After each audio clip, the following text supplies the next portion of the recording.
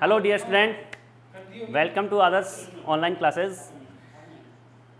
दोस्तों, अपना जो टॉपिक पिछला चल रहा था सेंसरी ऑर्गन के अंदर हम नाक की संरचना पढ़ रहे थे, स्ट्रक्चर ऑफ नोज़। और स्ट्रक्चर ऑफ नोज़ के अंदर हमने इसके पार्ट्स देखे थे और इसके पार्ट्स में उससे पहले हमारी जो स्ट्रक्चर ऑफ टंग जो है वो कंप्लीट कर ली थी। उसमें हमने टेस्ट बर्ड्स के बारे में पढ़ा था, स्वाद कलिकाओं के बारे में पढ़ा था। और स्वाद कलिकाएं जो है हमने 4 प्रकार की स्वाद कलिकाएं देखी और उसके अंदर जो 2 प्रकार की कोशिकाएं हैं, अवलंबन कोशिका और संवेदी कोशिका, उनके बारे में भी हमने चर्चा की।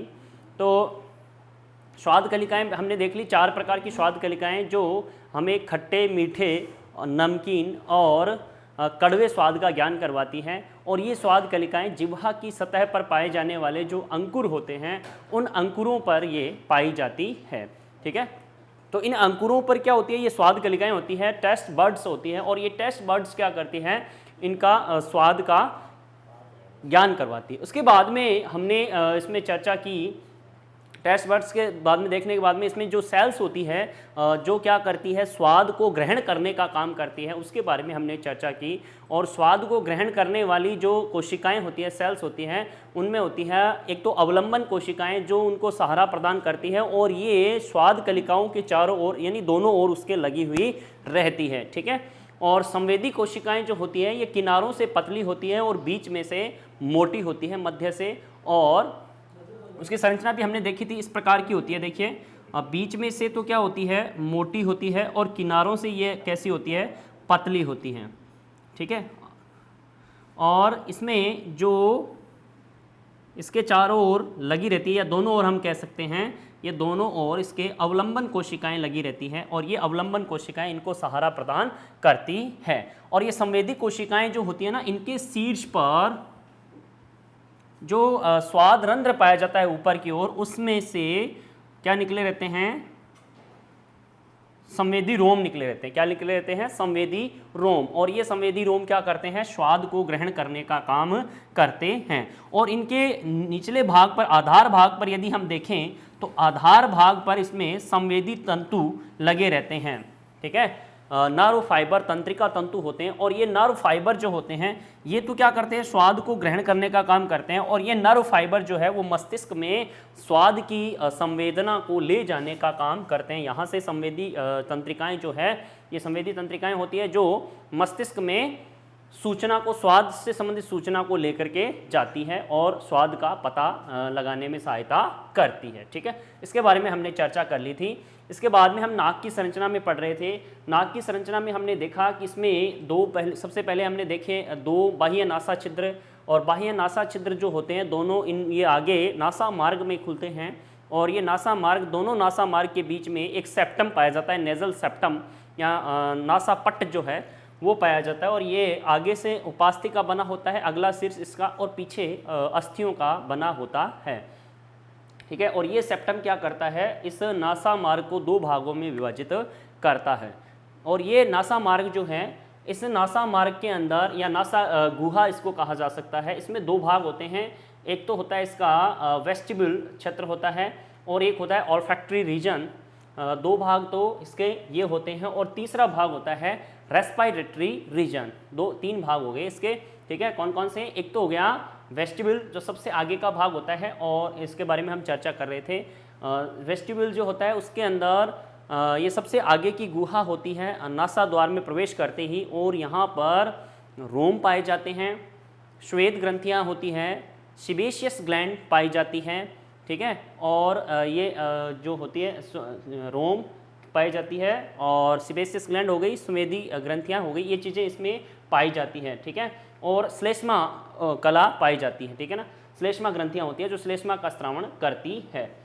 इसके बाद में आगे की ओर जब जाते हैं तो आगे की ओर इसमें ऊपरी छत पर, इसकी जो नासा गुहा जो होती है इसकी ऊपरी छत पर, पीछे की ओर ऊपरी छत पर, इसकी ऊपरी भाग पर क्या पाया जाता है, ऑल्फैक्टरी रीजन पाया जाता है, घ्राण क्षेत्र पाया जाता है। और ये घ्राण क्षेत्र जो है इसमें संवेदी कोशिकाएं होती हैं और ये संवेदी कोशिकाएं क्या करवाती हैं, गंध का ज्ञान करवाने में सहायता करती है। ठीक है, कौन सा, ऑल्फैक्टरी रीजन जो होता है ये गंध का ज्ञान करवाने में सहायता करता है। और इससे हम ये ओल्फैक्टरी रीजन के नीचे की ओर यदि हम बात करें, ये वेस्टिबुल हो गया और ये ओल्फैक्टरी रीजन हो गया।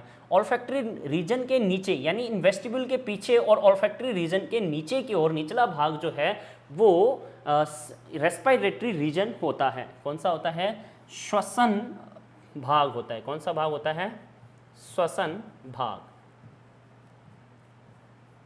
ठीक है, ये तो वेस्टिबुल हो गया, प्रघाण क्षेत्र, और ये हो गया घ्राण क्षेत्र, और ये हो जाता है इसका श्वसन भाग। इसके अंदर 3 अस्थियां होती है, ये नासा गुहा के अंदर की ओर जाते हैं तो 3 अस्थियां जो है वो उभार के रूप में इसमें सर्पिल अस्थियां पाई जाती है जो उभरी हुई रहती है नासा गुहा के अंदर। ठीक है ना, ये नासा गुहा के अंदर ये अस्थियां जो है उभरी रहती है, ये वलन बनाती हैं। ठीक है, और इन वलनों पर क्या लगे रहते हैं? इसमें ये जो वलन होते हैं ना, इनमें श्लेष्मा उपकला पाई जाती है, और ये श्लेष्मा उपकला क्या करती है? श्लेष्मा का स्रावण करती है, और जिसके कारण हमारी जो नासा गुहा है वो नम बनी रहती है, और इससे वायु जो अंदर से प्रवेश करती है वो नम और गर्म हो जाती है। ठीक है, तो इस प्रकार से ये हो गया आपका कौन सा क्षेत्र? श्वसन भाग। ठीक है, 3 भाग हो गए इसके। एक तो प्रघाण, ये वेस्टिबुल वाला, इसको कहते हैं प्रघाण, और ये ऊपर वाला जो ऑल्फैक्टरी रीजन है इसको बोलते हैं घ्राण भाग, और तीसरा आपके आ जाता है श्वसन भाग। तो 3 भाग होते हैं इसमें। नासा गुहा की बात करें हम, नासा मार्ग की बात करें तो इसके 3 भाग होते हैं। तो श्वसन भाग जो है वो इसका अंतिम भाग है। तो इसमें ये देखिए, यह नासिका गुहा का निचला भाग होता है। ऊपरी भाग तो कौन सा बनाता है? घ्राण भाग बनाता है। इसके नीचे का जो भाग है वो कौन बनाएगा? श्वसन भाग बनाता है, रेस्पिरेटरी रीजन बनाता है। इसमें नासिका गुहा की जो पार्श्व दीवार है, साइड की दीवार जो होती है इसकी, उस दीवार पर क्या होती है? 3 अस्थियां हैं वो उभरी रहती हैं। पार्श्व दीवार से 3 सर्पिल अस्थियां नासा गुहा में उभरी रहती है, और ये स्क्रॉल के समान घुमावदार तथा वलित होती है। ठीक है, इनमें क्या पाए जाते हैं? वलन होते हैं। ये फोल्डेड रहती है, वलित रहती है, और इन वलनों पर क्या पाई जाती है? श्लेष्मा उपकला या म्यूकस मेम्ब्रेन है वो पाई जाती है। ठीक है, इसका श्लेष्मा उपकला का महीन आवरण पाया जाता है बहुत ही, और इससे श्लेष्मा का स्रावण होता है। इसकी सेल्स जो होती है ना वो सीलिएटेड होती हैं, मतलब रोम युक्त होती हैं। इनमें रोम पाए जाते हैं। ठीक है ना, इनमें क्या होते हैं? रोम उपस्थित होते हैं। और ये जो होती है श्लेष्मा उपकला, ये क्या करती है? श्लेष्मा का स्रावण करती है, म्यूकस का स्रावण करती है, और ये म्यूकस क्या करेगा? ये म्यूकस जो है ये क्या करता है? नासिका गुहा को नम बनाए रखने का काम करता है। ठीक है, ये क्या करता है? नासिका गुहा को नम बनाता है। ठीक है, तो ये हो गई आपके श्वसन भाग। ठीक है, तो ये इसी के साथ में आपके जो इसी के साथ में आपका जो नाक वाला जो भाग है वो कंप्लीट हो गया। स्टैंड बोलिए हो यार, अगलो भी बनाते। इसके बाद में हम पढ़ते हैं आपका इसी चैप्टर का लास्ट टॉपिक, और इसका अगला टॉपिक जो है उसके बाद में ये चैप्टर आपका कंप्लीट हो जाएगा। उसके बाद में नया चैप्टर स्टार्ट करेंगे आपका। तो ये हो गया आपका अगला टॉपिक और लास्ट, जिसका नाम है त्वचा, या इसको बोलते हैं स्किन। ठीक है, हाँ, ये अपना जो चैप्टर है इंटेग्यूमेंट्री सिस्टम 21वां चैप्टर था, उसके बारे में हमने चर्चा कर ली थी। ठीक है, उसमें त्वचा के बारे में हमने चर्चा कर ली थी। उसकी संरचना, उसमें टीएस देख करके उसमें अलग अलग जो लेयर्स होती हैं, 5 जो लेयर्स होती हैं उनके बारे में हमने अंकुरण स्तर, शूल स्तर, किरण स्तर, इन सब स्तरों के बारे में हमने चर्चा कर ली थी। ठीक है, और इनके अंदर पाई जाने वाली जितनी भी ग्रंथियां हैं, ग्लैंड्स हैं, वो उनके बारे में भी हमने चर्चा कर ली। तो यहाँ पर हम थोड़ा सा इसमें देख लेते हैं कि त्वचा के बारे में कि क्या करती है त्वचा। करती क्या है त्वचा? ये तो स्पर्शेंद्रिय होती है और स्पर्श संवेदनाओं को ग्रहण करने का काम करती है। क्या करती है? स्पर्श संवेदनाओं को ग्रहण करने का काम करती है। और त्वचा के अंदर क्या पाई जाती है, जो तंत्रिका तंतु होते हैं, ये तंत्रिका तंतु अलग अलग प्रकार के जो स्पर्श होते हैं, जैसे सॉफ्ट टच होता है, हार्ड टच होता है, यानी हल्का स्पर्श और गहरा दाब जो होता है, ठीक है, तो उनको उनसे संबंधित और अन्य जैसे सर्दी है, गर्मी है, जैसे ठंड लग रही है, गर्म ताप जो लग रहा है, उन संवेदनाओं को ग्रहण करने का काम करती है। तो देखिए, त्वचा में उपस्थित तंत्रिकाओं के छोर जो होते हैं वो विभिन्न प्रकार के स्पर्श का बोध कराते हैं। अलग अलग प्रकार के जो स्पर्श होते हैं उनका बोध कराने का काम ये कौन करते हैं, तंत्रिकाओं के छोर हैं वो करते हैं। ये स्पर्श संवेदनाओं को ग्रहण कर लेते हैं। इनके डेंड्रॉइड्स जो होते हैं वो स्पर्श संवेदनाओं को ग्रहण करके और इसके एक्सोन भाग में डालते हैं, और एक्सोन भाग का जो सिनेप्टिक नोड्स वाला भाग होता है, एंड वाला, वो सिनेप्स के थ्रू इसको जो दूसरी नर्व सेल होती है उस नर्व सेल में भेजते हैं, ठीक है। और यहाँ से आगे होते हुए ये संवेदनाएं जो है वो कहाँ भेज दी जाती है, मेरुरज्जु और मस्तिष्क में भेज दी जाती है, और वहाँ से फिर सूचनाएं जो होती हैं इन पर क्रिया होकर अनुभव के आधार पर और बताया जाता है कि ये हमारे साथ में ये घटना हो रही है, और आप इसके अनुक्रिया के अंदर अपनी पेशियों को है वो संकुचित कर लेते हो, और उससे वहाँ से उस संवेदना से हम क्या कर लेते हैं, दूर हट जाते हैं, ठीक है। तो इस प्रकार से ये होता है। देखिए, कुछ तंत्रिकाओं का संबंध हल्के स्पर्श से होता है, ठीक है। हल्के स्पर्श जैसे धीरे से किसी के ऊपर हम हाथ लगाते हैं, टच करते हैं धीरे से, ठीक है, तो ये हल्के स्पर्श से संबंधित। तो कुछ का गहरे दाब से, मतलब खींच के चपेड़ मारा है किसी को, ठीक है, या किसी को मुक्का मारा है, तो ये जो गहरे दाब वाले जो स्पर्श हैं, ये गहरे दाब वाले स्पर्श भी ये त्वचा की जो तंत्रिका कोशिकाएं हैं वो ग्रहण करती हैं। और अन्य का संबंध जैसे ठंड, ताप और पीड़ा से होता है, ठीक है। तो ये कौन ग्रहण करता है, त्वचा जो होती है, ये त्वचा के द्वारा ये संवेदनाएं हैं ये ग्रहण की जाती है।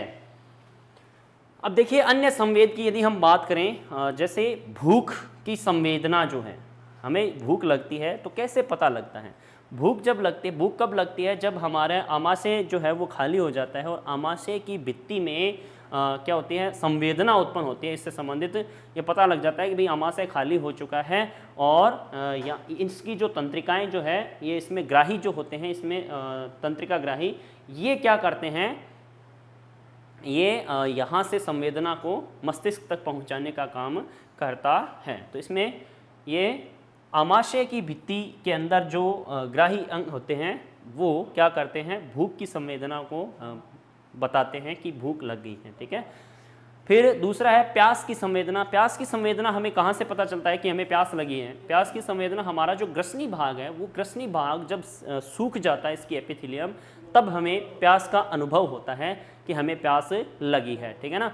जब तक हमारे शरीर के में पानी पर्याप्त मात्रा में रहता है, तब तक क्या है कि वो उपकला सूखती नहीं है और प्यास का हमें पता नहीं चल पाता, ठीक है। जैसे ही जल की कमी आती है तो क्या होता है कि वो श्लेष्मा जो इसकी ग्रसनी भाग जो है, इसकी उपकला है, वो सूख जाती है और हमें क्या होता है, प्यास का अनुभव होना शुरू हो जाता है, और इसकी जो उपकला कोशिकाएं हैं वो ही मस्तिष्क में इसकी संवेदनाओं को पहुंचाने का काम करती हैं। तो प्यास का संवेद जो है वो ग्रसनी में उपस्थित जो तंत्रिकाएं हैं वो उनके उद्दीप्त होने के कारण इसमें ज्ञान इसका होता है। थकान की संवेदना कहाँ से जाती है, थकान की संवेदना जाती है पेशियों से, ठीक है। पेशियों में स्थित जो तंत्रिकाएं होती है, देखिए पेशियों में क्या होता है कि पेशियों के अंदर इसकी जो पेशी कोशिका है उसमें ऑक्सीजन उपस्थित होती है। उसके अंदर जो मायोग्लोबिन होता है वर्णक के रूप में, वो उसके अंदर क्या है, जब तक ऑक्सीजन रहती है तब तक क्या होता है कि वो अच्छी तरीके से पेशियां वो कार्य करती है। जब धीरे धीरे क्या होता है कि जब ऑक्सीजन खत्म हो जाती है, नष्ट हो जाती है पेशीय कोशिका में, तो क्या होता है कि अनोक्सी श्वसन होना शुरू हो जाता है, और अनोक्सी श्वसन होने के कारण ऊर्जा कम मिलती है पेशियों को। पेशियों की जो कार्य क्षमता है वो क्या हो जाएगी, धीरे धीरे कम हो जाएगी, और कार्य क्षमता कम हो जाने के कारण ये जो संवेदना है यहाँ से तंत्रिका कोशिकाओं के द्वारा पहुँचा दी जाती है मस्तिष्क में, ठीक है, केंद्रीय तंत्रिका तंत्र में पहुँचा दी जाती है। और इससे पता लगता है कि हमारा जो शरीर है वो थक चुका है, हमारे शरीर के अंग हैं वो अब और कार्य नहीं कर सकते, उनकी कार्य क्षमता में फर्क आ गया है, अब और ज़्यादा कार्य नहीं कर सकते। ठीक है, तो ये हो गया आपका चैप्टर 28वां चैप्टर जो था, कौन सा, सेंसरी ऑर्गन, संवेदी अंग।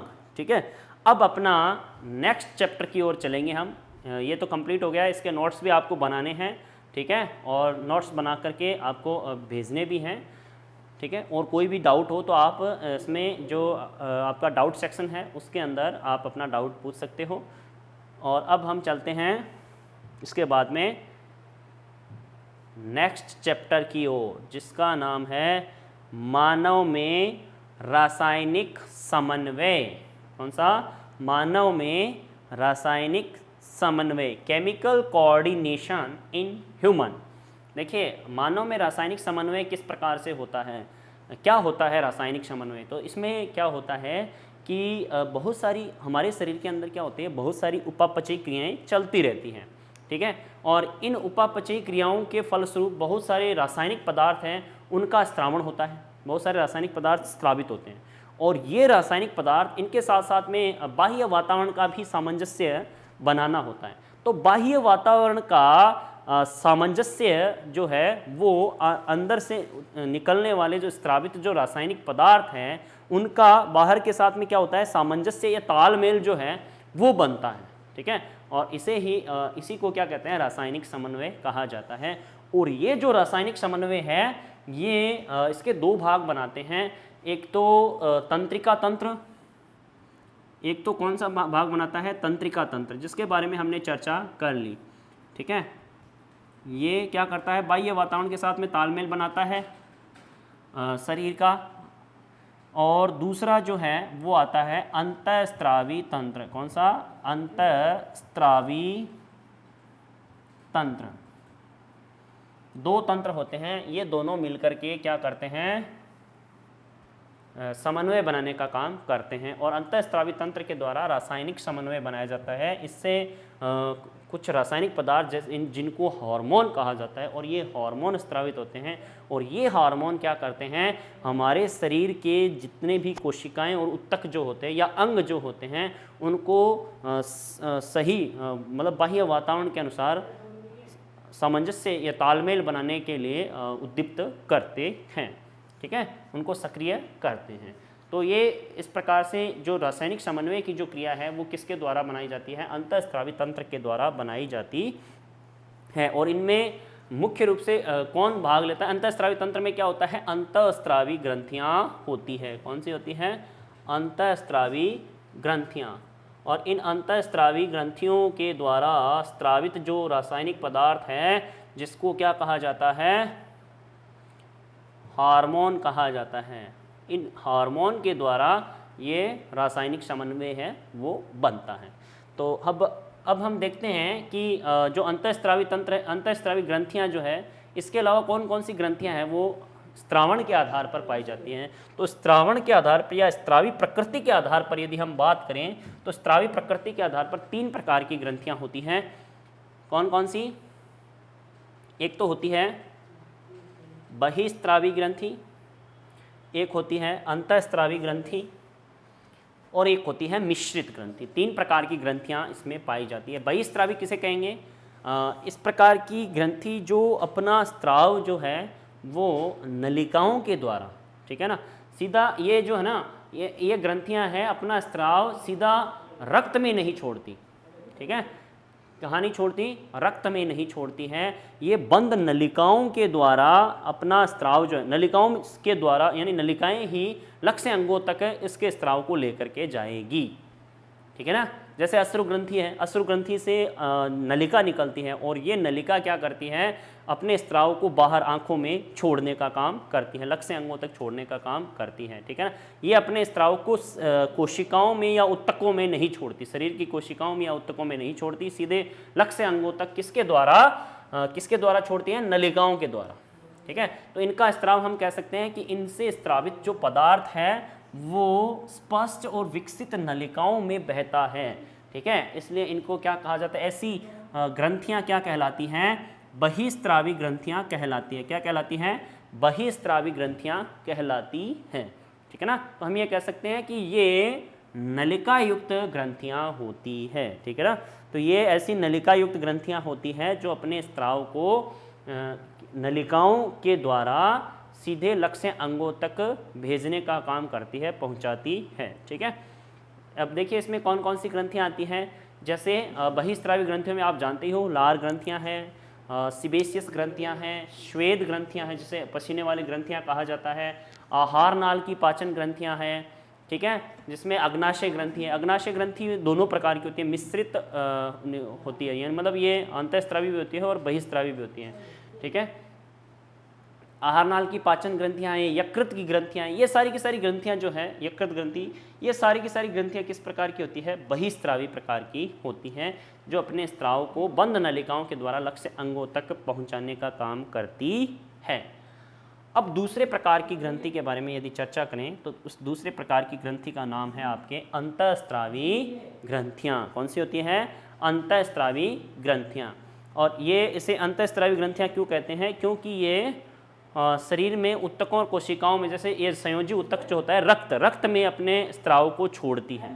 ठीक है, इनमें नलिकाएं नहीं पाई जाती हैं और ये लक्ष्य अंगों तक नलिकाओं के द्वारा अपने स्त्राव को नहीं भेजती है। ये क्या करती है, अपने स्त्राव को रक्त में छोड़ देती है और रक्त क्या करता है, इन स्त्राव को लेकर के और लक्ष्य अंगों तक जाता है। ठीक है, तो इसमें इनके स्त्राव को पहुंचाने का कार्य जो होता है वो रक्त का होता है। तो देखिए ये ग्रंथियां कैसी होती हैं, नलिका विहीन। बहिस्त्रावी कैसी होती हैं, नलिका युक्त। कैसी होती हैं, नलिका युक्त। ये कैसी होती है, नलिका विहीन। ठीक है ना, और इनसे स्त्रावित पदार्थ नलिकाओं में नहीं बहता, इनमें नलिकाओं में बहता है। ठीक है, और ये अपने स्त्राव को रक्त द्वारा शरीर के विभिन्न अंगों तथा ऊतकों में पहुंचाती है। उनमें तो नलिकाएं ही पहुंचाती हैं, अब यहाँ पर नलिकाएं हैं नहीं तो कौन पहुंचाएगा, रक्त पहुंचाएगा। कौन पहुंचाएगा, रक्त। तो ये अपने स्त्राव को कहाँ छोड़ देती है, रक्त में छोड़ देती है कि ले भैया अब यहाँ तक तो हमने पहुंचा दिया स्त्राव को, अब तेरा काम है आगे पहुंचाने का। और इनके स्त्राव को पहुंचाने का जो ठेका है वो किसने ले रखा है, रक्त ने ले रखा है। रक्त ने क्या ले रखा है, ठेका ले रखा है, किसका, इनके स्त्राव को पहुंचाने का। ठीक है, लक्ष्य अंगों तक। तो ये विभिन्न ऊतकों और अंगों में पहुंचा देता है रक्त जो है। फिर इनसे जो स्त्रावित पदार्थ जो होता है, रासायनिक पदार्थ, कार्बनिक पदार्थ होता है, ये इस पदार्थ को क्या कहते हैं, हार्मोन कहा जाता है। क्या कहा जाता है, हार्मोन कहा जाता है। ठीक है, अब कौन कौन सी ग्रंथियां हैं जो अंतःस्त्रावी, बहुत सारी प्रकार की, जैसे लगभग 10 प्रकार की ये ग्रंथियां हैं जो अंतःस्त्रावी प्रकृति की होती हैं। तो ठीक है, कौन कौन सी होती हैं, जैसे बहुत सारी है, जैसे एड्रिनल ग्रंथि है, पीयूष ग्रंथि है, थायराइड ग्रंथि है, थाइमस ग्रंथि है, पीनियल बॉडी है, टेस्टिस है, ठीक है, ओवेरी है। तो बहुत सारी प्रकार की ग्रंथियां जो हैं वो इसमें आती है, जैसे थायराइड, पीयूष ग्रंथि, पैराथायराइड, एड्रिनल आदि। ये अभी तक इसमें क्या है, 3-4 ही नाम दिए हैं, और भी बहुत सारी ग्रंथियां हैं वो इसके अंतर्गत आती है। 10 ग्रंथियां होती हैं लगभग इसमें। ठीक है, तो ये हो गई 2 प्रकार की ग्रंथियां, बहिस्त्रावी और अंतःस्त्रावी। अब हम पढ़ते हैं अगली तीसरी जो है वो आती है मिश्रित ग्रंथि। कौन सी, मिश्रित ग्रंथियां। और मिश्रित ग्रंथियां किसे कहते हैं, नाम ही देखिए, नाम से ही देखिए क्या है, ये मिश्रित है। इनका नाम क्या है, मिश्रित, यानी ये मिक्स्ड होती हैं। ठीक है, अब मिक्स्ड कैसे होती है, इनमें बहिस्त्रावी प्रकार की भी होती है ये, और अंतःस्त्रावी, दोनों के गुण इसमें पाए जाते हैं। ठीक है, यानी इनमें जो इनकी जो कोशिकाएं होती हैं, ये जो ग्रंथि होती हैं, इनमें दोनों प्रकार की कोशिकाएं पाई जाती है। बहिस्त्रावी प्रकार की कोशिकाएं भी होगी और अंतःस्त्रावी प्रकार की कोशिकाएं भी होती है। तो मिश्रित ग्रंथियां किन्हें कहेंगे, ऐसी ग्रंथियां जो बहिस्त्रावी भी हो व अंतःस्त्रावी भी हो। ठीक है, दोनों प्रकार की ग्रंथियों की तरह कार्य करती है। ठीक है, दोनों के कार्य एक ही ग्रंथि करती है, इसलिए इनको क्या कहा जाता है, मिश्रित ग्रंथियां कहा जाता है। क्या कहा जाता है, मिश्रित ग्रंथियां कहा जाता है। जैसे अग्नाशय ग्रंथि, अग्नाशय ग्रंथि के अंदर दो प्रकार की कोशिकाएं होती हैं। एक तो होती हैं लंगूरहैंस की दीपिकाएं, लैंगरहैंस की, कौन सी? लैंगरहैंस की दीपिकाएं, लैंगरहैंस की द्वीपिकाएं, ठीक है। इसमें अल्फा, बीटा और डेल्टा सेल्स होती हैं। और दूसरी आपकी पाई जाती है इसमें एशिनाई, कैसिनाई, एसिनाई। और ये एसिनाई की जो कोशिकाएं हैं ये बहिस्त्रावी प्रकार की होती हैं और ये अंतःस्त्रावी प्रकार की होती है। इनसे निकलने वाले जो रासायनिक पदार्थ होते हैं इनको बोलते हैं हार्मोन। क्या बोलते हैं? हार्मोन। जैसे अल्फा, बीटा और डेल्टा तीनों कोशिकाएं हम पढ़ चुके हैं डाइजेस्टिव सिस्टम वाले में। उसमें अल्फा जो सेल्स होती है उससे ग्लूकेगॉन और बीटा से इंसुलिन और तीसरा जो होता है उससे सीरोटोनिन, जो डेल्टा कोशिका है उससे सोमेटोस्टेटिन और सीरोटोनिन हार्मोन का स्रावण होता है। एसिनाई जो कोशिकाएं हैं ये कैसी होती है? बहिस्त्रावी प्रकार की होती है और इससे अग्नाशयी रस का स्रावण होता है। किसका? अग्नाशयी रस का स्रावण होता है। और इस अग्नाशयी रस में क्या होते हैं? पाचक एंजाइम। क्या होते हैं? पाचक एंजाइम, ठीक है। इनसे स्रावित हार्मोन क्या पदार्थ क्या कहलाता है? एंजाइम होता है ये, और ये पाचक एंजाइम होता है। इसके अंदर, इन पदार्थों के अंदर, इस अग्नाशयी रस के अंदर, ठीक है, जिनके बारे में हमने चर्चा की थी डाइजेस्टिव सिस्टम के अंदर, ये ग्रहणी भाग में आता है, ठीक है। वहाँ पर ओडी की अवरोधनी होती है और ओडी की अवरोधनी के द्वारा ये वहाँ पर नियमित रहता है, नियंत्रित रहता है इस रस का स्रावण, ठीक है। तो ये हो गई आपके 3 प्रकार की ग्रंथियाँ। कौन कौन सी? बहिस्त्रावी, अंतःस्त्रावी और मिश्रित। अब हम चलते हैं इसमें इतिहास के बारे में कि इसका इतिहास, हिस्ट्री किस प्रकार की रही है। देखिए, थॉमस एडिसन जो है उसको क्या कहा जाता है? अंतःस्रावी विज्ञान का जनक कहा जाता है, क्योंकि अंतःस्रावी ग्रंथियों के बारे में थॉमस एडिसन ने बताया था और इसी ने ये नाम दिया था, ठीक है। और अंतःस्रावण शब्द जो है उसका प्रयोग किसने किया था? Claude Bernard. अंतःस्रावण शब्द जो है उसका उपयोग किसने किया? क्लॉड बर्नार्ड ने किया। फिर देखिए स्टार्लिंग जो था उसने 1905 के अंदर कौन सा शब्द दिया? हार्मोन शब्द दिया था और इसको उत्तेजक पदार्थ बताया कि ये ऐसे पदार्थ होते हैं जो किसी भी अभिक्रिया को उत्तेजित करते हैं, बढ़ाने का और या घटाने का काम करते हैं। बेलिस और स्टार्लिंग ने सबसे पहला हार्मोन खोजा था, कौन सा? सिक्रेटिन। कौन सा खोजा था? सिक्रेटिन, जो ग्रहणी की म्यूकस झिल्ली से पृथक किया गया था, वहाँ से अलग किया गया था, ठीक है। तो दोस्तों ये हो गया आपका ये अंतःस्रावी तंत्र के बारे में, उसका इतिहास और ये जो ग्रंथियाँ जो हैं स्रावी प्रकृति के आधार पर उनके बारे में। इसके आगे जो नेक्स्ट पॉइंट है वो हम पढ़ेंगे आपके अगले क्लास के अंदर। धन्यवाद।